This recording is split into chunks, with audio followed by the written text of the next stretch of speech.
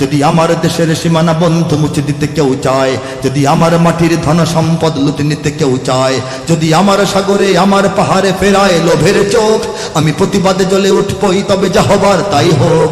এই ओह यार यार ये कितनी औसम है यार। नेक्स्ट। পাত্রে দেখতে এসে হবু শাশুড়িকে নিয়ে পালালো জামাই। এসেছিল পাত্রী দেখতে, কিন্তু একই কাণ্ড, পাত্রীর বদলে পাত্রীর মাকে পছন্দ হলো জামাইয়ের। হবু শাশুড়িও অবশ্য মনে মনে পছন্দ হয়ে গিয়েছিল জামাইকে।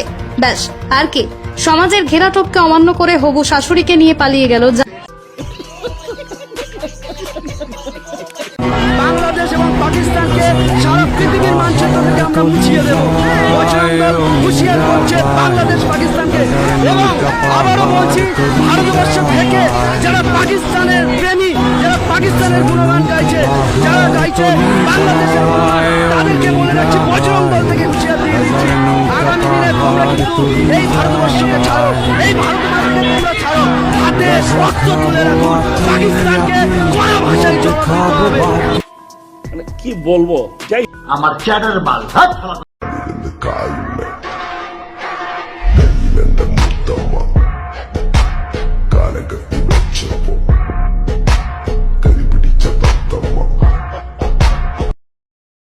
নেক্সট। আমি কাজ করতেছি, আপনার কি হচ্ছে না? এই তুমি কে? তুমি কে?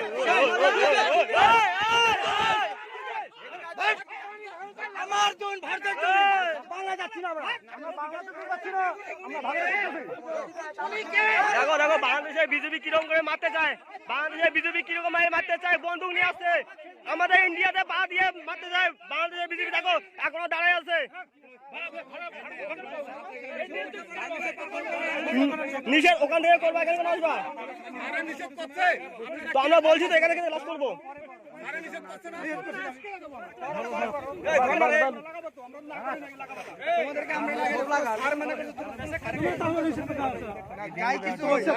আপনি স্যার, আপনি কথা বলে লাগান, আপনার সমস্যা নাই। না इंडिया কেন আসছে? क्यों आया है इंडिया में? हाँ हम लोग का इंडिया में क्यों आया है? क्यों आएगा? क्यों आएगा बोलो, क्यों आएगा? मट्टी में जमीन बनवा दिया, अपना जमीन में जाओ, अपना जमीन में जाओ।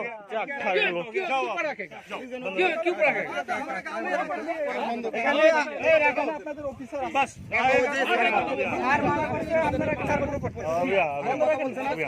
অফিসার ওনারাই মূল্যায়ন করেন, আমরা সমন্বয় করে টাকাটা দেওয়া হবে, সমস্যা নাই। কিন্তু আপনারা উচ্ছৃঙ্খল ভাবে এভাবে টাকাটা দিতে পারেন না, বুঝলেন? যখন আমাদের গরিব সুবিধা না, গরিব মানুষের না, তখন আমরা আরে কথা বলতে বুঝতে হবে তো। ভাই এটা বুঝতে হবে,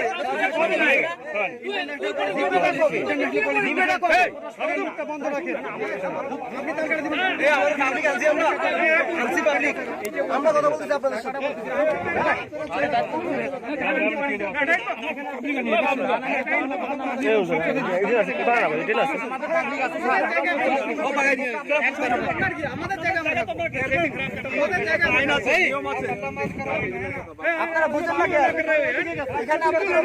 কাম করো, কাম করো। নেক্সট।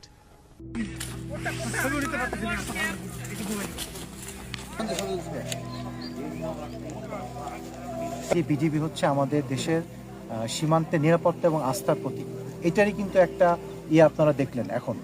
হ্যাঁ, তাকে আপনার একটা ভুল বোঝাবুঝির মাধ্যমে কিন্তু বিএসএফ তাকে ধরে নিয়ে গিয়েছিল, এবং সেটা কিন্তু আমরা তাকে অতি দ্রুত সময়ে তাকে আমরা আবার কিন্তু ইন্ডিয়া থেকে আমাদেরকে নিয়ে আসছি। আমি বলতে পারি যে গ্রামবাসীরা আশ্বস্ত থাকতে পারে যে আমরা আমাদের নিরাপত্তার সাথে যে কাজ করছি এটা আমরা সবসময় এনশিওর করব, এবং এটা আপনার নিশ্চিত করা হবে। চাঁপাই নবাবগঞ্জ সীমান্তে তখন কঠিন পরিস্থিতি।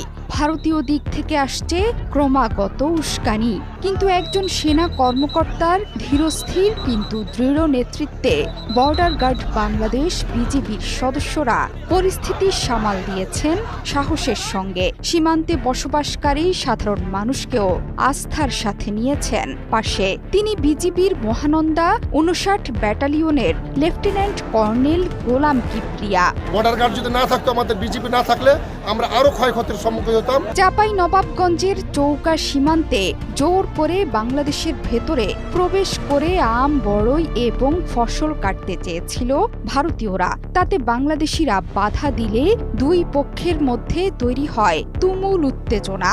এমনকি ওপার থেকে গোলা, ককটেল এবং টিয়ার গ্যাস ছোড়ে বিএসএফ।